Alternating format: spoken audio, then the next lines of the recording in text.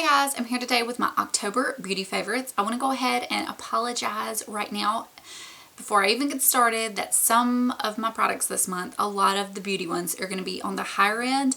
I try not to feature a lot of super high-end products on my channel. I do feature some, but I try to keep it, one at a time here and there because I just don't want it to be a bunch all at once. This month, there is a lot. They've just been so good and I've been enjoying them. So please do not think that that is all it's always going to be about. It just, this month was like that, and I wanted to show you my true favorites. I didn't want to fudge. I didn't want to leave anything out for the sake of just, not putting it in. So I have a few randoms, not really randoms. Then I'll do my beauty products, and then I have two drink favorites I want to share with you. So first off, I have two perfumes, which is pretty rare for me. First off is the Commodity Gold perfume. And I just have the little travel size, and it is actually a sprayer. I was out of town for 2 weekends during the month, so I wanted to take a smaller perfume with me. I love this perfume. I do not know how to describe it, but something about it reminds me of something familiar. My husband wears Curve for Men, and I'm not saying it smells like Curve for Men, but something about it is just very familiar to that. I'm very... it's one of those kind of scents I love. The warm, probably amber, musk, woodsy, something like that. It is so nice. I absolutely love it. It reminds me in a way of, what is it? Dior Hypnotic Poison, but a little less intense. Because I think the Dior Hypnotic Poison is not necessarily a scent for everyone, but I think that one is really wearable. So check it out. Read the notes yourself if you're not familiar. Next up, a girl I watch here on YouTube, Chrissy S, I believe is her channel. She does Sample Sunday videos as well as the Low-Buy picks. She mentioned this, I believe, in her favorites last month, and it re-inspired me to pull it out. It's the Elizabeth and James Nirvana Black, and I just have the little 100 Point Park rollerball. And I kind of had forgotten about this scent since last year because it is a lot heavier and darker. It's definitely not a scent I would want to wear in the spring or summer. I mean, I probably would. It would just be real heavy. There's some scents I save for, the cooler months. And when you first put it on, it's really heavy. It's a little, not a little much, but it's a lot. But then as it dries down, it just morphs into something that is just so beautiful. It is really kind of a nighttime scent. I would describe it as kind of like smoky, sexy, dark, very, very nice. But it's like, I wish I could put more on. It smells that good. I want to just like load myself up with it, but you definitely couldn't because it is on the heavier end of fragrance. Elizabeth and James now has hand creams and dry shampoo. I'm curious about the hand cream in the black, but I'd almost want to test it out first because that's a pretty intense perfume, and it could be a lot in a hand cream too. So, okay. Next up is from the brand Honest, the Honest Company, and it is the hand sanitizer spray. And I just have the regular scent. I believe they have since come out with scented ones, which I like this one because it's just kind of clean. It smells just kind of, I don't know, like a fresh scent. And it is a hand sanitizer spray. And you spray it on, and it's like, it's dry. It doesn't leave, like the typical hand sanitizers that we use, they sometimes can leave your skin feeling a little dried out, and this does not do that. And it's really nice sometimes if you, regardless of what you've been doing, if you don't have time to rub the hand sanitizer gel on you, or you don't want to, or you have little kids or whatever, that is just so wonderful to just spray all over the place. My friend, she gets the Honest bundles, and she gets it in that. I don't get the Honest bundles, and Target has recently started carrying a lot of the Honest products, but they haven't started carrying that. So I've actually resorted to ordering it on Nordstrom. You get free shipping. I think it's like $3.95. So with the winter coming up and everything, I just wanted to mention this because it is definitely a great sanitizer spray.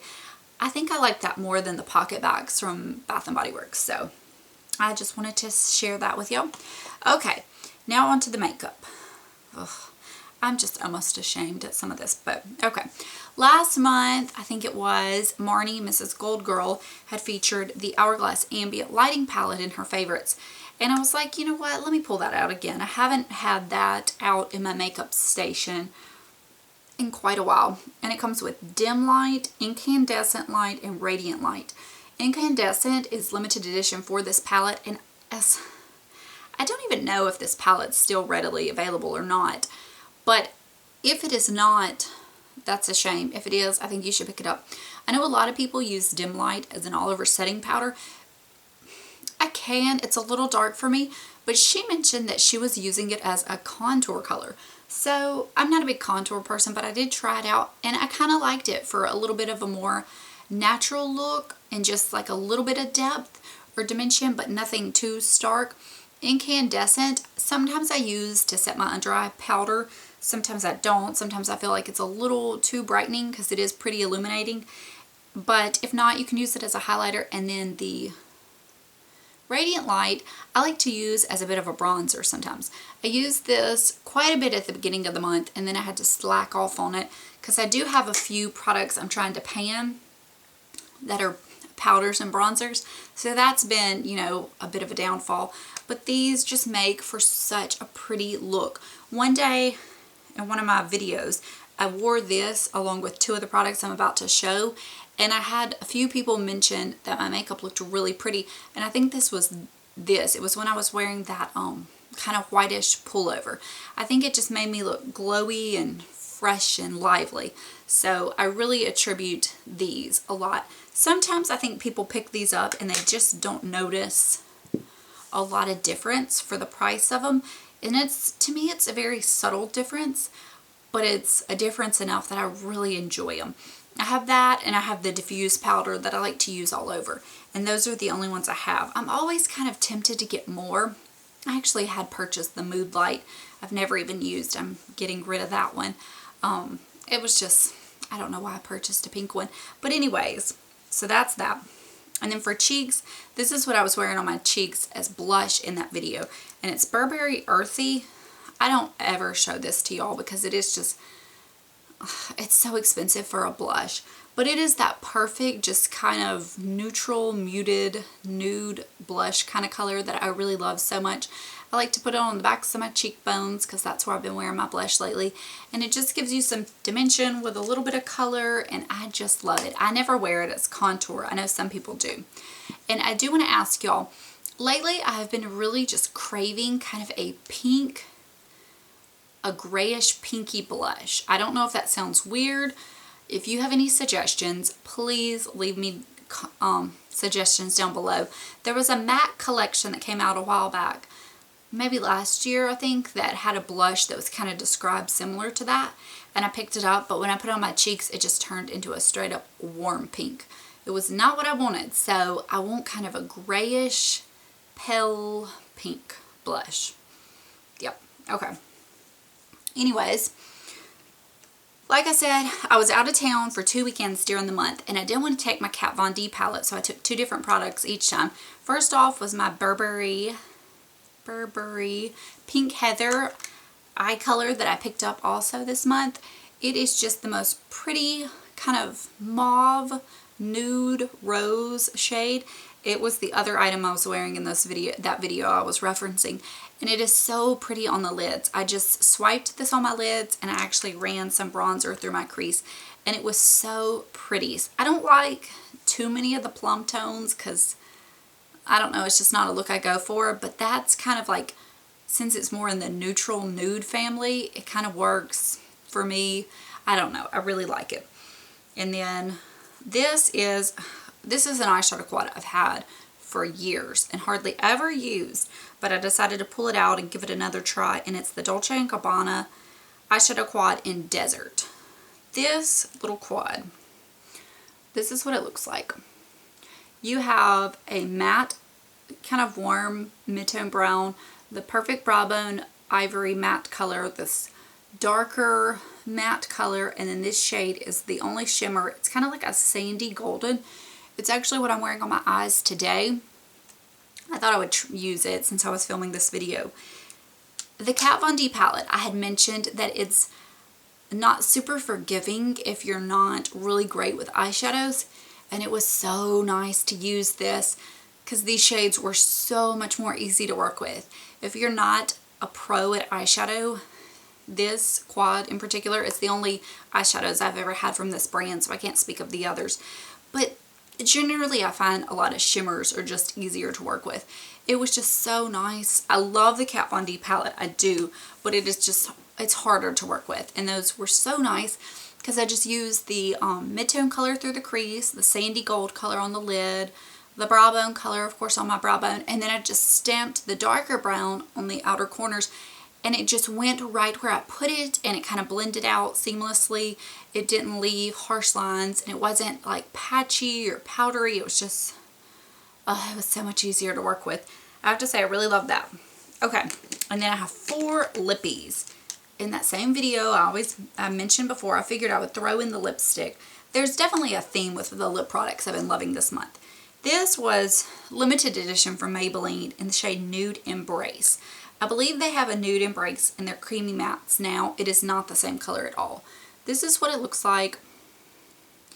It is just kind of a pale mauve gray. It's very pigmented. I don't know if it's showing up as pigmented on my hand. It's the same genre and scheme of colors that I've been just loving. If you can find this, that's what the packaging looks like. It's 970 Nude Embrace. Pick it up. I don't know how hard it is to find, but you know, these kind of shades, they're kind of a dime a dozen right now. This is making it look so much more sheer, but it is very cool tone. I hope it's showing up pretty well. Okay, then my Dose of Colors Stone, I've loved a lot. They're very similar in tone, different colors by far. They're not the same by any means, but it's that same kind of look. There's the Dose of Colors Stone. It's a little on the darker side. I have loved it so much. And then this lip combo has been one of my favorites, hands down. Tom Ford, this is one of the lip color shines, and it's in the shade Bear 05. A lot of times these products, I don't talk about them because it's just, I just don't. This doesn't look like a whole lot. It's one of those sheer lip colors, and when I swatch it on my hand, you're going to be like, oh, that's so dumb you have that. But it is just a pretty nude with a lot of kind of micro shimmer in it. And it's more of a cool nude, not gray by any means, but not brown.